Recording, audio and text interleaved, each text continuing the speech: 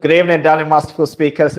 You're welcome to the June 2022 cohort of the International Masterful Speakers Masterclass. Today, this is Module 2. And the focus of Module 2 is how to prepare for your most memorable speaking engagement. But, we've been having a conversation around how to master spoken English. That was what we were on the previous week before now. I want to say that thank you so much for the patience. We experienced a bit of a technical challenge in having the class on Wednesday, but then we're back to class today being Friday, and I hope that we're going to be able to cover much ground today. I want to say that it's been such an experience working with you guys in the masterclass, and I hope that today, though we have a limited time, we'll be able to cover quite a lot. So you're welcome to class this evening. If you're really excited being in class, I want you to just engage me in the chat section and tell me how you are feeling. Maybe just one word so that we can take it further from there. So what's up? I need some feedback from you.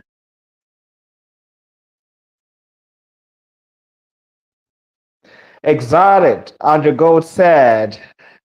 Miriam Abdullah said enthusiastic. So, dear Masterful speakers, I really appreciate your feedback. So, what we're going to do right now is quickly end what we're talking about last week, particularly when we're talking about how to master spoken English. And if you can remember, I shared my struggles with you. And then after sharing my struggles with you, I shared some early seeds that helped me in the mastery of spoken English. And then I started to share some 6 gold standard practices that I believe will help you personally in your own journey so that you too can be a master of spoken English. And that's where we're going to pick it up from this evening so that we can make some progress. And I do hope that this evening's lecture will be a very robust one for you. And I want to remind you that in this masterclass, whatever I share with you in the lecture or whatever any of our coaches will share with you in the lecture will only form 20% of the value that you're going to get out of the 100% of value that we are so passionate to deliver to you. And then the other 80% of value that is necessary to have complete value will come from the questions that you ask us and then the challenges that you share with us and our own efforts and attempts to share with you some solutions and to provide with you some answers. Okay, so ensure that you pay careful attention today, and when we get to Q&A, you share challenges with us. You share apart from challenges, make sure you also share with us some questions that you've got so that we can address those for your benefit. All right, so last week I shared with you some gold standard practices before we ended the class. The first gold standard practice I shared with you on mastering spoken English is read intellectually challenging, excellent pieces of literature and then read them out loud. So I couldn't really stress the point about reading out loud. So the point I want to stress for you today is that the most important part, the most important point in that point is reading out intellectually challenging, excellent pieces of literature, reading them out loudly. So it's that loudness, the reading of them out loudly, that is the major thing. So in order for you to do, now, why is that very important? Why is it important for you to read these things out loudly?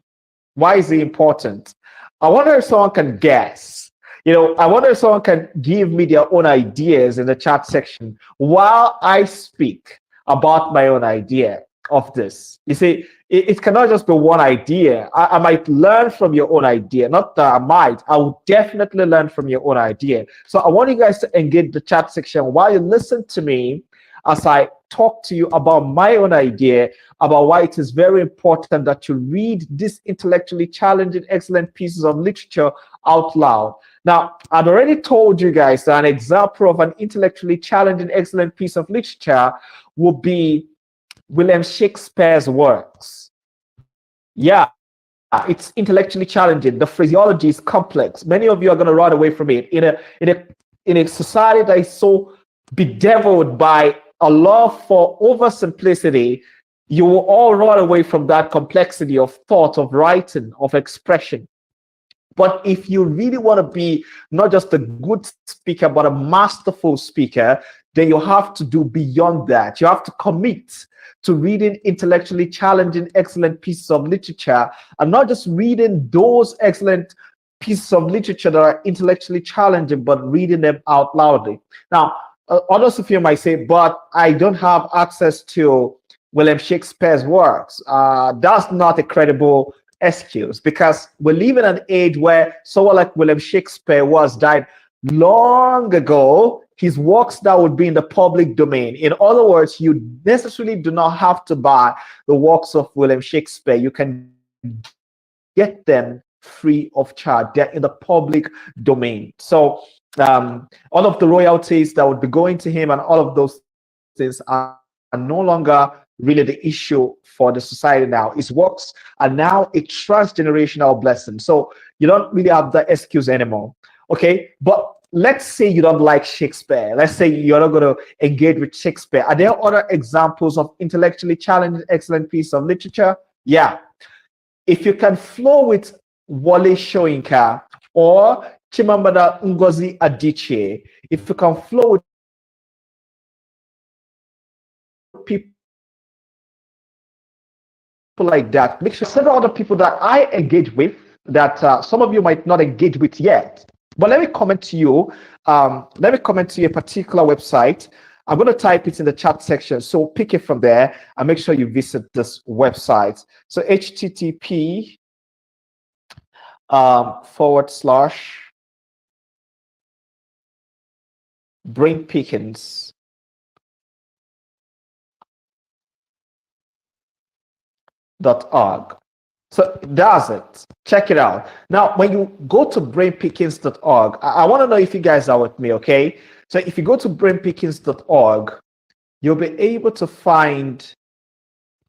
read lots of articles, lots of thoughts on writing, on sociology, anthropology, epistemology, all of this, even psychology, and all of these things that are very necessary if we must understand people. And these are classical works from some of the greatest minds that have ever lived in history. And that's why I commend brainpickings.org to you. It's a site that really radically transformed me, and it helped me to develop my mind. So that's something I'll commend to you. But notice, I'm not only saying that you have to read intellectually challenging, excellent pieces of literature, but I'm asking you to read them out loudly. That's something you have to do differently from someone who is only reading to be a writer. Now, if you're reading only to be a writer, then you don't necessarily have to read intellectually challenging, excellent pieces of literature out loudly, because all you're doing is to read to become a better writer, okay? But if you want to do beyond becoming a better writer, but you want to be a real masterful speaker, then you have to read out loudly. Here is the idea. There is something that I call, now I want you guys to get into the chat section and type what I'm about to say. There is something I call the mind-mouth coordination. So I'm waiting for you guys to just engage me in the chat section. Mind-mouth coordination. Mind-mouth coordination. So mind-mouth coordination. Great. But Andrew Gold, thank you so much for that. But I wanted to write good. Write it the way Masterful Speaker Miriam wrote it. So the mind-mouth coordination is exactly what helps you flow when you're talking to an audience. Look at it. I've not been reading anything since I've been talking to you guys, but here is something I am very sure of, because I've done this, I've trained myself, I've been intentional about it for years. Here is something I'm very sure of. If you take a recording of this entire conversation I've been having with you so far, and you put it into writing, in other words, if you transcribe all I've said to you verbally, it will read very well textually. That is what is called mind-mouth coordination. That is the fact that you can deliver the message through your mouth that is on your mind. How many of you, and I want you guys to identify and signify and acknowledge this. How many of you have a challenge with expressing the thoughts in your mind through your mouth? In other words, like you're thinking about something different, and then when you want to speak, what comes out of your mouth is something almost entirely different. And then you're like, no, I felt this is such a great idea, but in my attempt to communicate the idea, this is such an interesting idea, but in my attempt to communicate that idea, it's not sounding as wonderful, it's not sounding as great, and it's not sounding as interesting as I felt it or thought about it in my mind. If you've ever been there, let me see. Leave me an emoji and just raise your hand, or just tell me I've been there or something like that. I'm waiting for you. And if you've never been there, say no problem. Like you've never been there, or you can say I've been there if you're already breaking out of that. So in that case, what will be happening is that you do not have a mind-mouth coordination.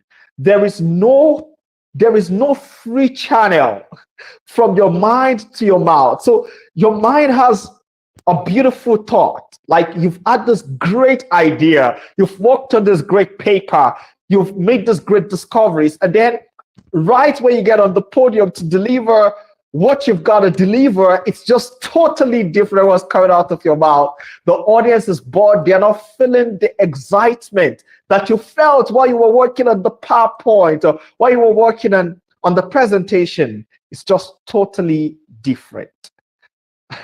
Yeah, all of you said you've been there all of your life, but that's why we're here in the masterclass. And I can comment to you that one way you can solve that problem,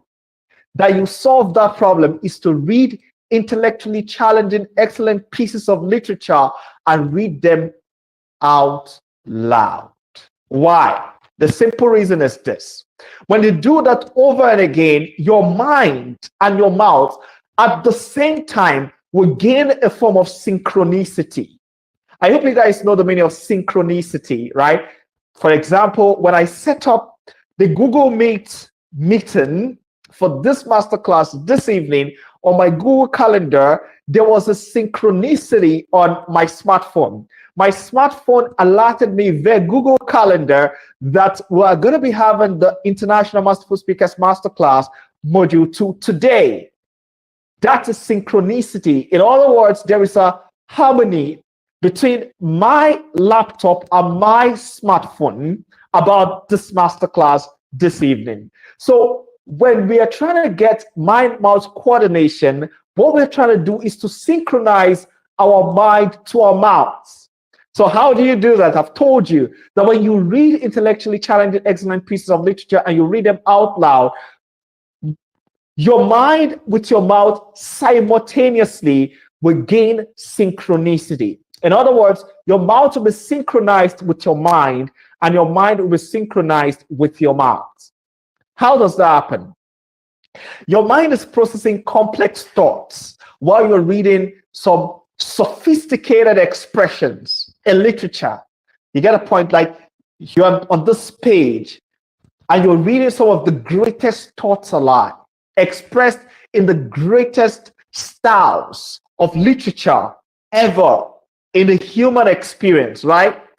And your mind is actually getting accustomed to that form of expression. At the same time, your mouth is getting accustomed to that form of excellent, beautiful, interesting expression that has survived the test of time, brilliant and dazzling and life transforming. Because if those thoughts are not life transforming, they would not preserve them. Those books will not be preserved all through the years to have gotten to you. Now, what happens is this. Now, you're operating in the highest dimension of complexity. And here is it. Some of you think that in order for you to develop yourself as a speaker, and if you're going to gain that level of mastery in English language, you have to go back to Queen's Primer and begin to do it. No. Yes, you see, for kids, The way they develop is to move from simplicity and build up simplicity over time. But here is it for adults: the way to actually uh, develop as an adult is to face complexity and simplify the complexity. An adult does not grow by piling up simplicity over simplicity. No, no, no. You have a different psyche. An adult grows by being in difficulty and then working his or her way backwards towards simplicity. So that's the way to grow when you are trying to develop your own ability to express yourself in the most masterful way as an adult. And an adult is someone between the age of 18 and and let's say 120. So once you are 18, or even if you're not 18, from 16, you can get the adult mindset, okay, and begin to develop yourself for that form of excellence by making sure that you expose your mind to complexity. So as you expose your mind to complexity, your mind gets accustomed to excellence and complexity. And why are you even a speaker in the first place? You are a speaker because people cannot solve their complex situations by themselves. So you must be someone who has ability to help people to solve complexity and simplify the complexity. Now I understand. In expression, you have to be simple. You have to communicate with people in simple terms. But here is it. In order for you to deal with the most complex issues of life, you must have a sophisticated mind that can deal effectively with complexity. I just hope someone is really getting me in class this evening. I know it's a very tough one that I'm launching upon you this evening, but see, get done with people telling you, be simple, be simple, be simple. Tonight, my whole deal is to get you to be complex. Is to get you to deal effectively with complexity, is to launch you into an all new realm where if something is too simple, you would totally dismiss it for your consumption. That is my goal. That is exactly my goal for you this evening. So, masterful speakers, if you really want to be masterful, I already demonstrated in our previous class that the most masterful speakers that you value, if you consider them well, they are not super simple. Now, in explaining things to you, they give you illustrations to tell you stories, to simplify the things that they are communicating with you. But if you look at the inner workings of their own minds, you will discover that they are not super simple. And I understand that some of you, even right now, as you're listening to me, you're wondering, how can I speak in full paragraphs, talk about things that are super sophisticated in a way that is well reasoned out, in a way that Coach David is doing it right now? And Coach David isn't looking at any book, isn't looking at any note, and is doing it right now. All he's doing is focused on us and is expressing himself without any second thought. How can I do that? It's very simple. We are still going to go to Dynamics of Fluency that you can see on the screen, but it's very simple. The first step you have to take is to start reading intellectually challenging pieces of literature and reading them out loud. I'm sure I've stressed that point enough. Andrew Gold, you can mute yourself. Sorry. I believe I've stressed that point long enough. Here is the deal. Now, I've talked about the accustomed, the kind of thing that will happen to your mind, that your mind is going to get accustomed to complexity, to excellence, while you read intellectually challenging, excellent pieces of literature out loud. Now, your mind is not the goal. Your mouth is the real goal. You get a point. We can say your tongue, we can say your vocal cavity, whatever it is that you're very convenient with in that form of expression. Now, the goal is to get your mouth accustomed to that sort of thing, that sort of excellence, that sort of beauty, that sort of complexity, that sort of sophistication that your mind is encountering in the books. Now, some of you might say, is it only books? The reason you should do books is because books have lecturings that you can actually read out loudly. But I would say that you should also do video, audio podcast with people who speak with super sophisticated language, with people who have phraseologies that are super sophisticated. In other words, their phraseology is not absolutely simple. Yeah, that it will require some effort, some thinking, some mental energy in order for you to be able to grasp what they are saying. I know, I mean, before the masterclass, you've been told and you've been discouraged not to do that. But I want to commend to you, my dear friends, that's the only way for us to be able to achieve this. So your mouth is going to get accustomed to it. So when you do produce something that is not articulate, that doesn't sound intelligent, that doesn't sound beautiful, you can detect it almost immediately. And then because you've been marinating with, can anyone still hear me? Because you've been marinating with those things, because you've been marinating with those ideas, those complex ideas. We need feedback. Can anyone still hear me? Because we've been marinated with those complex ideas. Yes, I can hear you. Okay, great. Thank you so much, Masterful Speaker Annie. So yeah, you've been marinated with those complex ideas. What's going to happen is this: you are going to have a reservoir, not just even a reservoir. There will be a new burden of intelligence inside of you. I'm super exercised about this first golden practice that you see. I've been talking about it really with so much feeling. Now, the second gold standard practice that I commended to you last week was consult dictionaries, the internet, and other resources for the meaning of words, their proper usage, and their order in expression.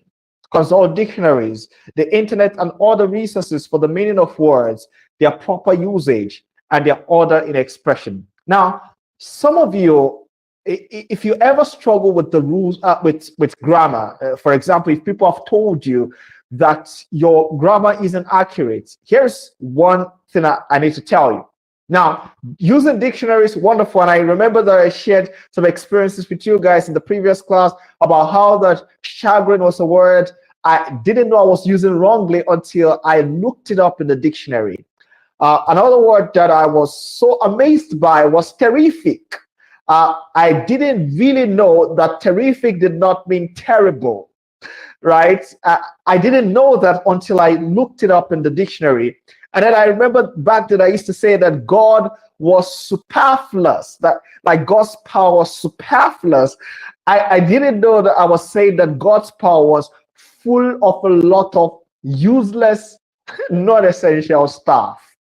So I didn't know that until I looked it up in the dictionary. So it's always very important that if you do not know the meaning of a word, whether while you're preparing your speech or your writing, and this is very much needed in preparation, which is something masterful speakers do, you must prepare before you get on the stage, right?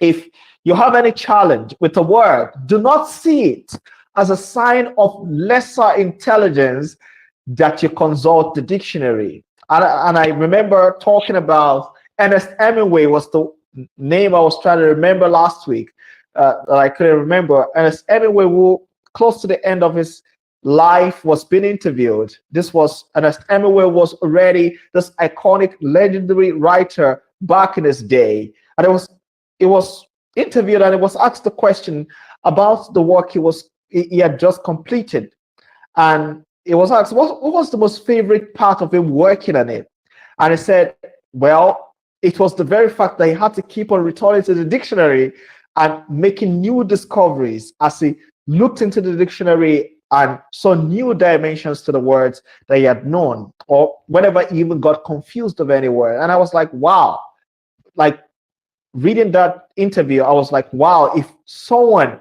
with super intelligence as an iconic legendary writer would still keep returning to his dictionary after books that have become international bestsellers.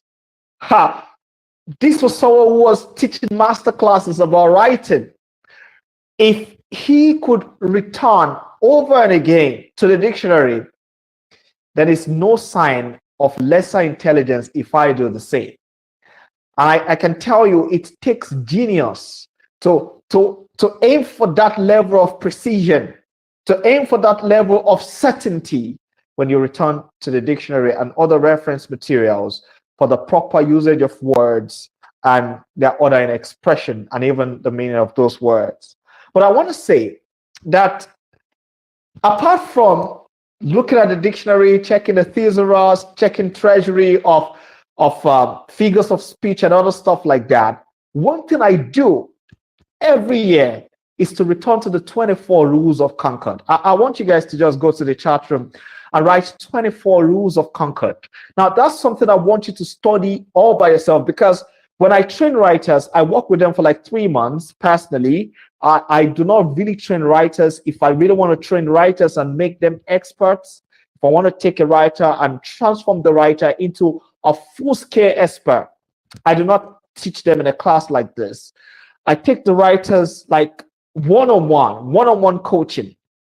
And every writer I've ever trained, and the writers I train, they turn out to even be editors, because by the time I'm done with them, they understand the English grammar so amazingly that they become real-time editors. Now, here's something I do with them. Every time I'm working with a new client, if I'm training them on writing, I take them through each of the 24 rules of Concord. And let me tell you this, it takes us a long time to be able to get through the 24 rules of Concord. But here is it. I would commend to you that you do that personal assignment. Okay, go check out the 24 rules of Concord and return to them like I return to them every year. And every year when I return to these 24 rules of Concord, I find something afresh that I need to learn. And that's why, if you wonder, coach, how are you able to get to this level where you can put your words together and flow and you understand the English grammar quite well? See, the building blocks of English grammar are the 24 rules of Concord. Okay, so I wanted to study the 24 rules of Concord so well. Now let's go to the third gold standard practice. Use new words, not just in speech, but more in writing. I hope I'll be brief in expressing this, because there's a key idea. And I know some of you really want to be great speakers, but you find yourself, because you want to be a great speaker, using the new words that you're learning or the new expressions that you're learning only in speech. And you wonder, why did I forget? Why are the words not sticking? Why am I not perfecting my grammar? You wonder. It's simple. The reason is because you're only using those new words and those new expressions you're learning. You're only using them in a speech. That's the reason. So what's the solution? The solution is this. Don't only use the new words you're learning, the new expressions you're learning in words, in speech. Use them also in writing. Now, am I asking you to write articles every day? No. But here is what I'm asking you to do. You already do the kind of writing I'm asking you to do. But I'm asking you to, for the sake of this masterclass, because you have invested in yourself to be a part of this masterclass, to do yourself a favor. Remember what I told you guys in the introductory class? I told you guys that personal development is not doing what you've always done, the way you've always done it with people you've always done it with. It is doing what you've never done in the way you've never done it with people you've never done it with. It might be also doing what you've always done in the way you've never done it with people you've never done it with. And sometimes maybe even with the people that you've been doing it with. But here is what I wanted to do. I wanted to be more intentional with the way that you text. I want you to be more intentional with the way that you update your status on Facebook, on WhatsApp. That's all the writing you need to do. The caption you put on Instagram. I want you to infuse those new expressions, those new words that you're learning in those status updates. That's all I'm asking you to do. Now, if you want to commit to writing new articles every 2 days in a week, that's fantastic. And if you want to do it every day, I would applaud you. I would celebrate you. In fact, as soon as you finish writing the articles, send me the link and say, Coach, look at the article I've just written. I'm going to check out your article because I am committed to your growth. I'm very passionate about your growth. Trust me about that. I'm very passionate about your growth. That is the reason I work. I work for your growth. I work for your joy. So here is it. Use new words, not just in speech, but more in writing. And I understand you're asking me the question, why? Why just not in speech? The reason is this. When you use the new words in speech, they just go. They just go like, except the speech is recorded. Now, if the speech is recorded, there is every possibility that you might not listen to the speech over and again. Okay, and I really want to comment to you guys, okay? From this day forward, whatever you do, whether you're answering a question in class or let's say, yeah, you guys have to start creating opportunities for yourselves now. Make sure you have your voice recorded. For those of you who maybe have an opportunity to do something in church, for those of you who are Christians, and I don't know about those of you who are Muslims, I don't know if you have opportunities to do things in the mosque. For those of you who have something to do in your religious organizations, I would recommend that whatever you have to do, record it. Whatever you're saying, record it, and then listen to it over and again. The more you listen to it, what you've recorded, the more you will discover. And here is, see, you're going to discover that what you've said, no matter how excellent it is going to be total trash. And I still feel the same way when I listen to the recording of this masterclass. When I do get to listen to the recording, I don't really have all the time to always do that, but I do my best to listen to the content that I'm giving to you guys. And when I do listen, I feel like, come on, David, you could have done better, this and that. So it's natural if you listen to yourself and you're discovering that you are getting that sort of feeling that, oh, I could have done better. It's quite normal.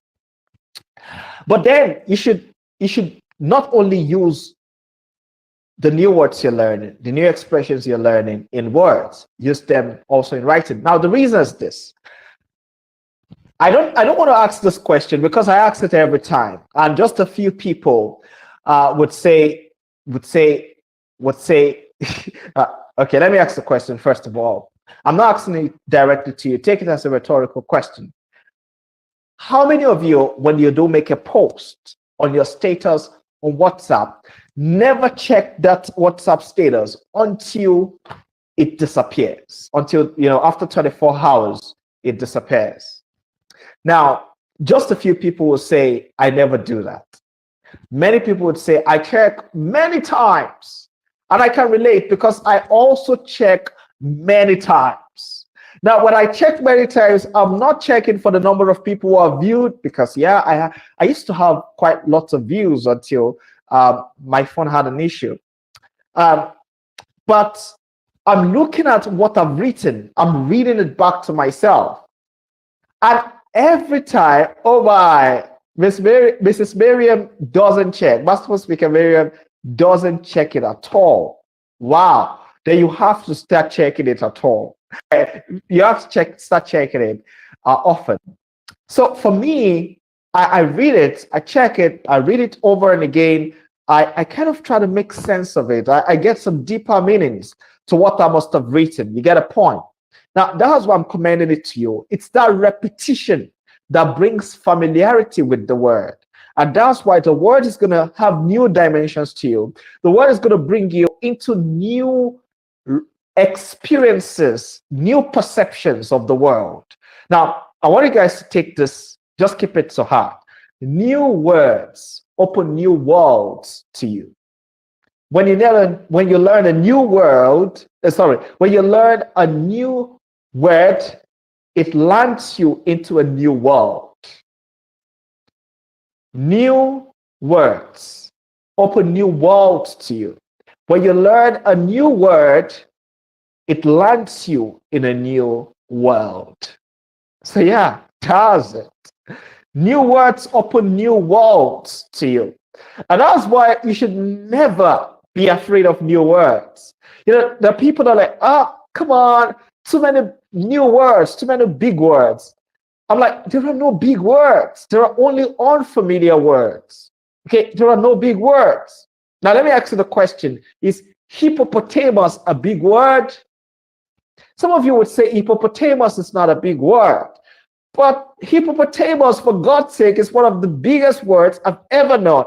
But even a nursery 2 student could spell hippopotamus. Why? Because hippopotamus to the nursery 2 student is not an unfamiliar word. So there are no big words, there are only unfamiliar words. And as you come to get familiar with a new word, if there's any expression of a new word, if you're really going to be a masterful speaker, if you're going to be a better writer, if you're going to be a better leader, then what should happen to you is a curiosity to want to know, what does that word mean? Then you look at your dictionary. And then once you get to know what the word means, then you find ways to use that word in expression. Now, I must warn you, do not be like Senator Patrick or Bible. I must warn you, okay? So use the new words, not only in speech, but also in writing. And whenever you use a new word, I would encourage that you define it for the audience, because in that case, you help yourself remember what that word means. And then you help the audience also learn a new word, which is something we do for people we speak to. Because they heard the word from you, they too would not count the word an unfamiliar word if they ever hear it in another context. I can remember there was a time I was learning words and I came across the word couched. And you know what? The next speech I was listening to, I heard the word couched in that speech. And I felt like, whoa, like I didn't have to not get what this word means in that particular expression. So I can multiply stories to you, but I'm going to go to the 4th gold standard practice now. Befriend intellectuals. Befriend intellectuals. I don't have to stress this point. Many of you, the reason you've not been able to improve in your mastery of spoken English is simply because you've not got friends to encourage you. You've not been in communities, right, where you've got friends who really having this wonderful intellectual pursuit. They're trying to develop their minds and become better people at expressing themselves and trying to read the most complex thoughts and maybe even trying to use new words on themselves, like as a fun game. So here is it. You have to be very intentional about befriending intellectuals. And you say, sir, around me, I don't find intellectuals. Online, find intellectuals like in this masterclass, okay? Then number 5, always seek to speak better, blunder free next time. See, in your pursuits to master spoken English, you're going to blunder a lot of times. When I started out, when I was listening to my recording, all I would figure out in the recording would be blunders. But you know what? I did not allow that to stop me.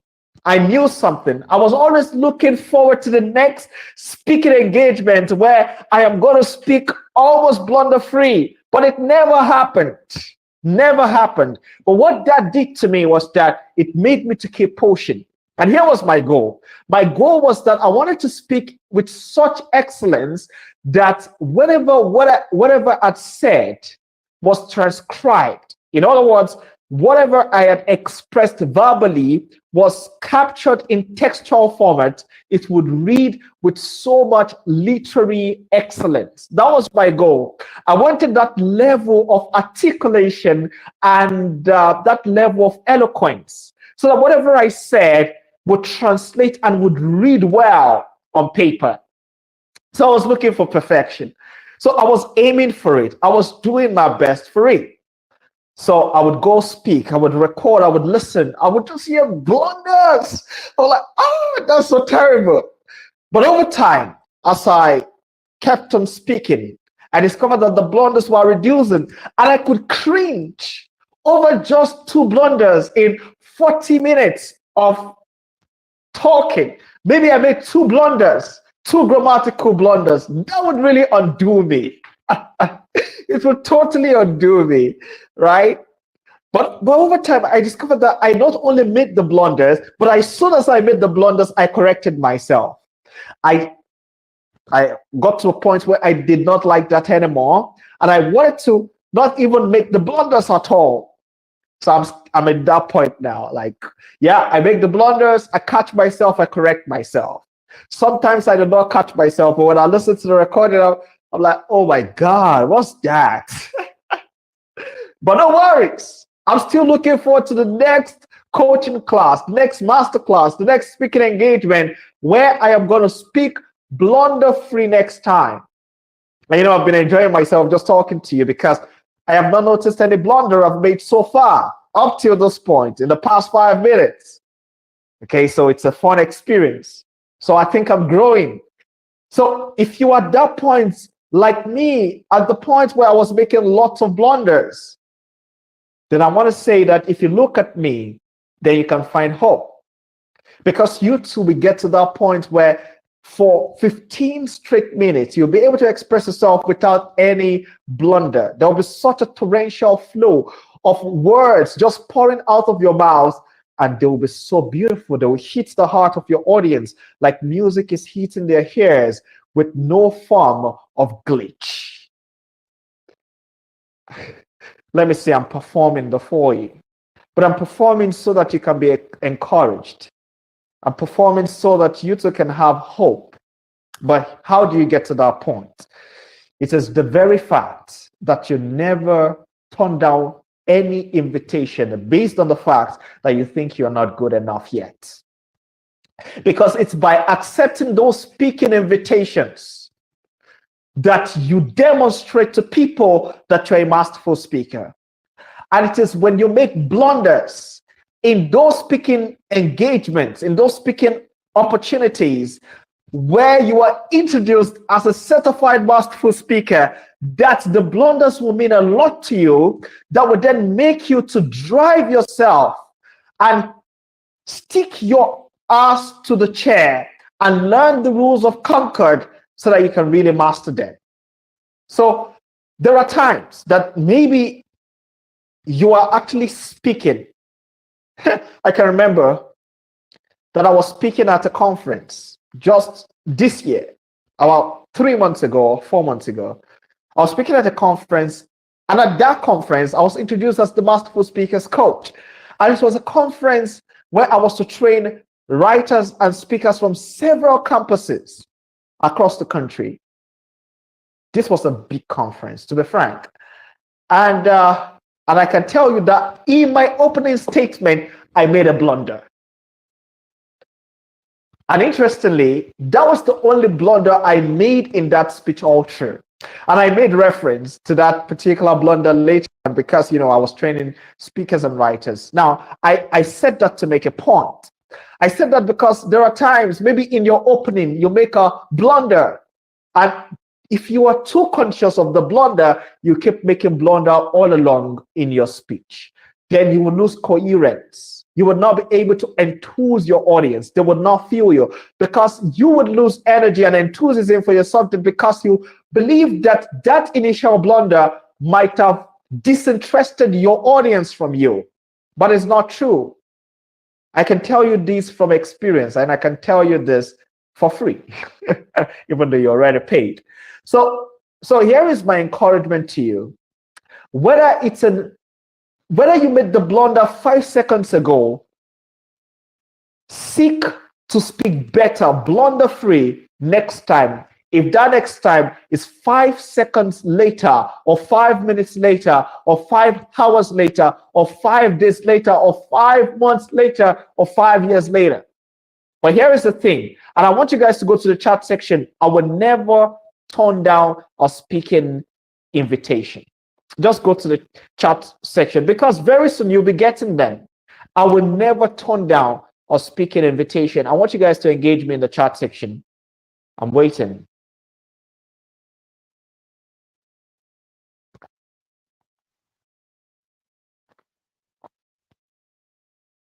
Yeah, thank you, Andrew Gold. Never turn down a speaking invitation. Always seek to speak blunder free next time. All right, so the final gold standard practice I'm going to give to you is daily watch and listen to native speakers, the most masterful of them all. Daily watch and listen to native speakers, the most masterful of them all. Now, I want to ask you guys a couple of questions, and I want you guys to give me yes or no answers in the chat section. Thank you so much, Masterful Speaker Miriam, for that interaction. Now, I want you guys to give me a yes or no answer in the chat section. I'll ask a couple of questions. How many of you listen to native speakers on a daily basis? Either it's a video or an audio podcast. Like every day, you listen to a video or an audio podcast. In other words, you watch YouTube and you watch a speech or a lecture, or you listen to podcasts. Great, great. Masterful Speaker Miriam said, I do. Andrew Gold said, I do. Ha, fantastic people in class. Fantastic people in class. Now, Miriam, Masterful Speaker Miriam, I want you to unmute yourself and just share with me. Tell us, tell all of us. Now, tell us about the podcast you listen to. What podcast do you listen to?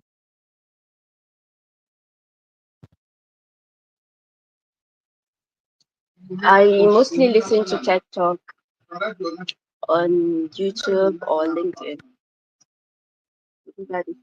Beautiful, beautiful, beautiful, fantastic. TED Talks. Now, Zainab said, Masterful Speaker Zainab said, not often. So, Masterful Speaker Zainab, go check out TED Talks. In fact, go subscribe to their YouTube channel. Listen to TED Talks. Like see, you can't be a masterful speaker and not listen to TED Talks every day. It's just not possible. You have to.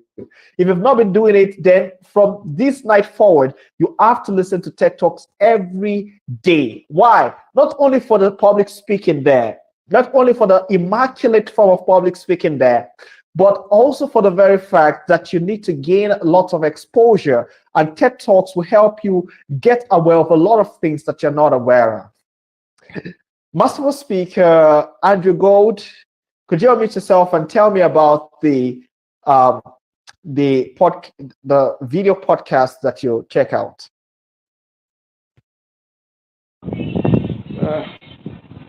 Actually, oftentimes I go to YouTube. Can you hear me, sir? Sure, I can feel you. I go to YouTube, try to listen. Actually, I major more on self-development, purpose living. I think those are the two areas I major on. So every time I try to listen, because that's the part I really want to focus on. Yeah, are there specific speakers whom you listen to? Yes, sir. Yes, sir. Would you mention a couple of them? Yes, Eric Thomas. I think he's one of them. Did you say Eric Thomas? Yes, sir. Okay. Eric Thomas, I think that's the number one person I listen. Most of the time, it's the only one I listen to most of the time. Listen to another person. Oh, great. Do you actually watch TED Talks? Yes, but not all the time. Oh, no worries. Now here is where I'm going to give you guys some recommendations. Okay, glad that Masterful Speaker Miriam already listens to TED Talks. Beautiful. Zainab, Masterful Speaker Zainab, you have to do the same. That's something very important for you. Now, let me give you guys some recommendations apart from TED Talks. I'm going to share a video with you guys tomorrow morning, and I want you guys to watch that video. Very important video for you guys to watch. But let me commend someone to you. For the young men here, and the young ladies might want to check out as well. For the young men here, I wanted to listen to Jordan B. Peterson, Professor Jordan B. Peterson. Now, you're gonna learn a lot of things from him about speaking about the life of intellect, Professor Jordan B. Peterson. I'm typing the name already in the chat section. Now, that's a fantastic person to listen to. Now, for the ladies, you may not like Michelle Obama, but I wanted to listen to Michelle Obama. Michelle Obama. Now, Chimamanda Ngozi Adichie is also someone you can listen to since you're a Nigerian. And today I was listening to Ngozi Okonjo-Iweala, very beautiful speaker. So listen to her as well. And several other people that you might find personally. Now, one other person I want you guys to listen to is this South African speaker, Vusi Thembekwayo. Vusi Thembekwayo. Check the charts. I already put it there. Vusi Thembekwayo. Vusi Thembekwayo is an African, is a South African, is the highest paid professional speaker on the African soil. He is very, very amazing. Like, he's so brilliant and intelligent, and his intellectual content is super sophisticated. I can assure you, he's interesting, it's insightful. You're going to learn a lot about business from him and a lot even about public speaking from him. Vusi Thembekwayo, very important that you listen to him. Then Les Brown is someone I wanted to listen to. This is currently the #1 motivational speaker in America. I'm going to share, it's his video I'm going to share with you guys tomorrow. Now, here is it. Here's the way we operate in the masterclass. Whenever I say that I'm going to be sharing something with you guys, I want you to go to the chat room. Maybe tomorrow, Andrew Gold, I'm going to give you this assignment. Masterful speaker Andrew Gold. Tomorrow morning, remind me, Coach, you said you're going to share with us a video from Les Brown. So maybe you can put that in the chat room right now, that Coach is going to do that, and then tomorrow you remind me about that. So Masterful speaker Andrew Gold, please take note of that so I can share it with you guys. So Les Brown is somebody I think you should listen to as well. And then you should listen to Lisa.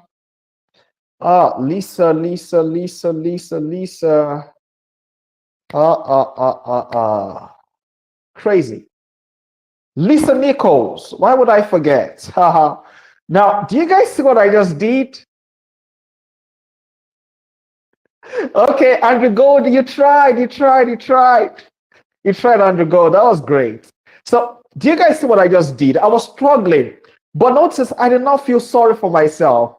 I was just like, Lisa Nichols, I have to get this. Like, no. Like, I was expressing it to you guys, and it wasn't awkward. I don't know if it was awkward, but I've discovered it that when speakers have this freedom with their audience, it's a beautiful experience. You get a point, right? So make sure that you listen to great speakers like Lisa Nichols will help you to become a better storyteller. And Masterful Speaker Andrew Gold, remind me as well. Masterful Speaker Andrew Gold, you can personally share that link I shared with you with the masterclass, okay? So share it with them. So Lisa Nichols is someone I would commend to you guys as well. So yeah, those are the gold standard practices I've commended to you. It was John Maxwell who said that the best way to raise other leaders is to expose them to other great people. So that's it. That's what I'm doing. I'm exposing you guys to other great people. And I hope in the rest of the masterclass, I will still expose you guys to other great resources that have radically transformed me. And I hope they will transform you as well. So yeah, those are the things I want to share with you on the subject. And now let me quickly get to this final thing tonight before we call it a night. The dynamics of fluency. I'm going to run through it quickly. It will be like a summary of all the things we have been learning so far today. The dynamics of fluency. If you really want to be fluent, there are a couple of things you need to know. I know that you want to be fluent. And here is it. I think it was Masterful Speaker Miriam who was asking this, or Masterful Speaker, is it Masterful Speaker Miriam or Masterful Speaker? I can't remember now. or Masterful speaker, Zainab, I can't remember, but wherever it is who was asking this question, here we are. Fluency is a psychological victory. In order for you to be fluent, you must recognize that fluency is a psychological victory. And I explained that evening when she asked the question. That what I mean is this: in order for you to be fluent, you must understand that nobody sees the conflict that is happening in your mind. They can only hear the clear message that comes out of your mouth. And I think we're still going to get there in this conversation. And if you can see the very fact that you have value in your mind, that when you express yourself, when you communicate, what is happening is that there is a transfer of value from your imagination. Imagination, as you know, is image nation. You are transferring image, you are transferring value, you're transferring information from your own imagination to another person's imagination. And the imagination definitely exists in the mind, right? So, and that's the psyche. So if you feel defeated, that the value that you have on your mind is not valuable enough, or is not coordinated enough, or that your mind cannot produce super sophisticated ideas that can actually solve problems and lighten up people, then you would not be able to express yourself with enthusiasm. You will not be able to express yourself with fluency. You will not be able to express yourself with passion. You will not be able to express yourself with power. So fluency is a psychological victory. If you see that your mind is the most blessed assets that that God has given to you, if you see it that way, it's the most precious asset that God has given to you, then in expression, you would express yourself with wonder, with beauty, with grace, with power, with masterfulness. So fluency is a psychological victory. The second thing I want you to recognize is that no one in your audience expects you to be a speech synthesizing machine. There is a robot called Sophia. Now, Sophia was designed to possess super artificial intelligence. Sophia could actually have a conversation with a human being. So some of the greatest actors in the United States of America have interviewed Sophia. Denzel Washington, Will Smith, who made headlines at the previous Oscars awards. They've interviewed Sophia. And here is what happens when Sophia is being interviewed. Sophia actually is a speech synthesizing machine. So when you ask Sophia a question, it will take a while. Sophia will process your question for like 30 seconds or 15 seconds. So there will be that awkward pause from Sophia. So Sophia will process the things that you've said to Sophia, and Sophia would then open her mouth, or open its mouth, or let's say her mouth, and then begin to reply you. Now, when Sophia replies you, Sophia starts from the beginning to the end. No matter how long that reply is, Sophia would never make any mistake. Sophia would go line by line and give you a response. Now, the responses are often short, brief, but then no verbal challenges, no hums and ums, nothing like that. Now, here is it. Nobody expects you to be like Sophia when you speak. Nobody expects you to never say and stuff like that. But here is it. You asked me the question, Coach, what about that? What if I really battle with repetition? What if I battle with redundancy? What if I battle with verbal viruses? The ums and the ms. What if I battle with that? Here is what I would say. Whenever you do not know what to say, or you are searching for a word, be silent. Or you can just drink water. You can just drink water to try to find the word. You get a point, right? The silence may seem very awkward to you, but I can assure you it is important for the audience. For the audience, it's like drinking water. It's refreshing to them. The silence is refreshing. So to you, you might feel like, oh, this is dreadful. But to the audience, it's that breathing space they need in order for them to process what you've said to them, and then for them to prepare themselves to receive the next thing. To receive the next thing you've got to say. Whatever you don't know what you come on, this Masterful go just quoted me right there.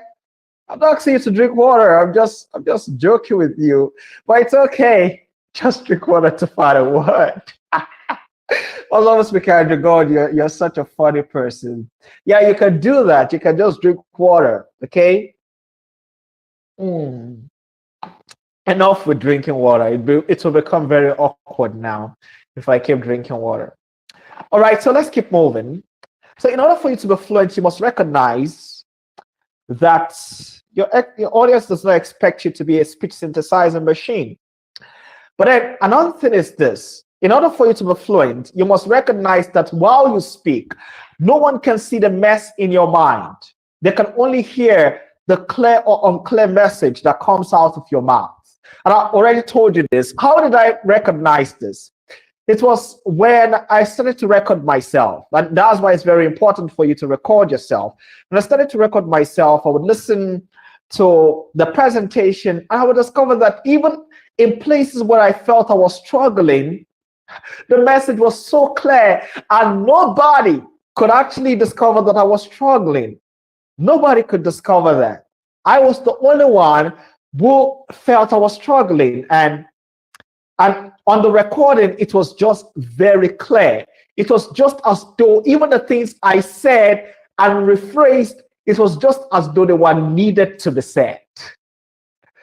So I was like, wow. Then I started to have more belief in my mind, that my mind was super sophisticated and my mind was valuable enough so long I focused my mind on giving the best to my audience. Whatever would come out of my mouth that was served by my mouth would actually serve the audience to the best of their benefit. So here is it. While you speak, there will be messes on your mind. There will be some conflicts on your mind. Some things will come into your mind and you will say, I'm not going to say that. Or you would even regret saying something. You would say, oh, that wasn't well said. Let me rephrase. Here is it. No one is seeing the inner conversation that is going on in your mind. Like even right now, I'm having inner conversations. I'm trying to focus. But all you can hear is the clear message or the unclear message that comes out of my mouth. So here is it. I need to make up my mind that I focus on my audience, and I need to be intentional and do the hard work necessary as a speaker to make sure that every word that comes out of my mouth and every sentence that I speak to my audience is articulate. It's clear. And so you asked me the question, Coach, how do I achieve that? And that's the next thing that I'm going to tell you. Okay? In order for you to be fluent, you must recognize that you must delight in filling your mind with thoughts off stage in order for your mind to delight in filling your mouth with words on stage. You must delight in filling your mind with thoughts off stage in order for your mind to delight in filling your mouth with words on stage. Now here is it. And that's why you have to listen a lot to podcasts. That's why you have to every single day watch a TED Talk. That's why you have to keep reading. Read and read and read. Don't read because you want to tell people, see, I've read this number of books this year. No. You read because as a speaker, reading is as important to you as breathing is as important to any normal human being. For you, reading is breathing. Because without words, without those well-researched words that are carefully scripted upon pages of some of the most beautiful books ever written by men, without those words, without those insights, you would not be able to share anything with your audience. So you must delight in filling your mind with thoughts off stage that also means that you must be a thinker. You must dedicate and devote yourself daily to thinking and reflecting about the issues of life that you find amongst the people whom you live. And in order for you must contemplate the issues that are currently happening around you in your community or in your country. You must be so concerned about the people around you and thinking about their issues and thinking about how that you can be of help to them. You must also think about solutions that can actually that can assuage every limitation that might come in the way of you helping them. You must think about those solutions. So you must fuel your mind with thoughts. You must listen to people's challenges. You must talk to people and listen to them. And here is it. If you really want to be a great speaker, you think you must talk 80% of the time and listen 20% of the time? No. You must listen 80% of the time. Listen to people who are not as experienced as you are. Listen to people who are as experienced as you are. Listen to people who are more experienced than you are. You must keep listening, filling your mind with thoughts, filling your mind with the challenges that people are dealing with, filling your mind with some of the greatest ideas ever known to man. Fill your mind constantly in order for your mind to delight in filling your mouth with words on stage. So you got that, right? And then finally, in order for you to be fluent, you must recognize that words are soldiers in the army of expressions, an army commanded by intentions. Words are soldiers in the army of expressions, an army commanded by intentions. Let's say you've been asking the question, as you've been in class today.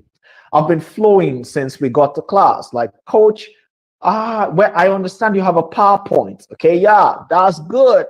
But coach, that's the PowerPoint. And it's just a few words that you read and then you talk to us about it. How do you coordinate those words? Where do those words come from? I would say it's this. You see, here is it. My intention, whenever I read the word that is highlighted on the PowerPoint, is for me to clarify to you. And I'm selling whatever point I've made to you. I'm trying to clarify. I'm trying to sell that very statement to you. I want you to believe it. I want you to feel like, yeah, this is inside. I want you to feel delighted by it. And so the words that I need for me to do that will come in obedience to the service of my intention. So here is it. Words are soldiers in the army of expressions, an army commanded by intention. So if you want to clarify to somebody something, you don't necessarily need to have heard the words beforehand. All you need to know is that you want to really clarify this thing to that person. And the words that are needed for you, so long you have been fulfilling the fourth thing, just what is above, the words that are needed for you to be able to carry out that intention successfully, those words will come. Those words will come. Those words will unfailingly come. And here is the reason, because you are not only like reading the words just because you want to deliver a speech, but because you are constantly daily filling your mind with listening to podcasts and reading and having conversations with people, you will know exactly what to say. And so look at it. I do not know exactly what I should express to you, but the words, in order for me to communicate this particular point, would come to me so that you can get the point. So words are soldiers in the army of expressions, an army commanded by intentions. So the intentions that you have while you're talking to your audience, and that's why you must be focused on them. They're like the generals in the army of words. So words are like the soldiers, and the soldiers do the beatings of the general. And so here is it. Whenever you're in a speaking situation, and maybe you do not have time to prepare, it's as simple as this. Just think about it. Okay, the first thing I'm going to do is I'm going to address the subject, and I want them to understand what the meaning of the subject is. And then I'm going to go ahead and paint to them a picture of why the subject is very important. And then I'm going to analyze some issues about maybe some of the challenges that they face in grasping this particular subject that I'm discussing with them. Then later on, I would go to talk about some of the ways that they can begin to grasp this concept, this subject I'm talking to them about, and some of the way forward. Now, it doesn't matter if you're prepared or not. When you're on the stage and trying to answer the question, what does this subject mean? What is the importance of the subject? What challenges might people in my audience be dealing with this subject? What can be the first step in the right direction in order for them to be able to carry out this subject I'm discussing with them? And then what steps can they now take in order for them to own the subject that I've just discussed with them? Now, while you are in the speaking process, as you develop your mind over time, you'll discover that you'll be able to think on your feet and you'll be able to provide answers to those questions. And those questions would then be the expression of your intentions and the words that you need in order for you to carry out those intentions to success would always unfailingly come. So friends, masterful speakers, in order for you to be fluent, you must recognize all of those things. And if you recognize them and you practice all of the things that are necessary in order for you to achieve these new realizations, I can assure you that when next you speak, you're going to speak with fluency, with confidence, with class, with polish, and with so much articulation and eloquence. Thank you so much for being a part of the class this evening. If there are comments and if there are questions, I will take them before 9:30. And once it's 9:30, we're going to call it an evening today. So what has class been like for you? One word. And if you have a question, you can just shoot.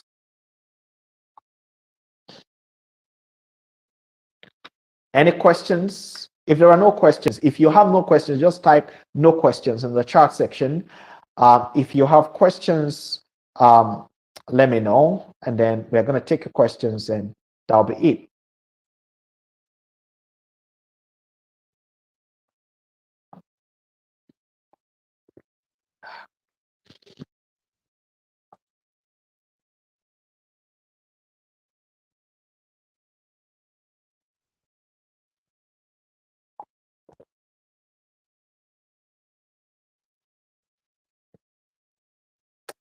Any questions?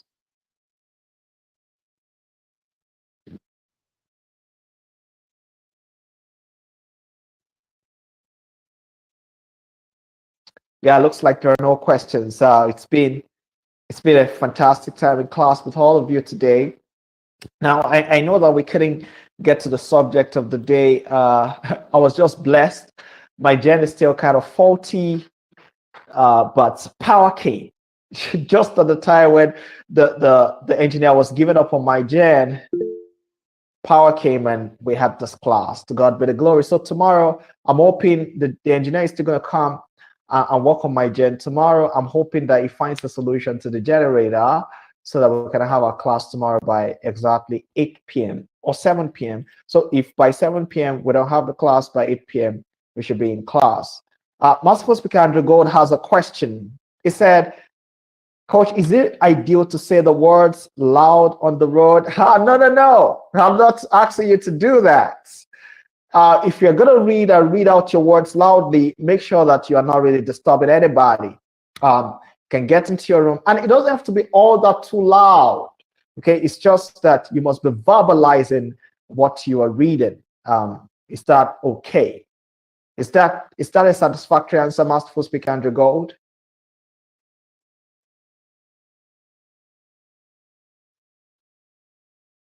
Fantastic. All right, so Masterful Speakers, the next class is going to be tomorrow. I'm hoping to see you. Thank you for showing up in class today. God bless you. I hope you're having a beautiful weekend. I hope to see you tomorrow in class. Bye.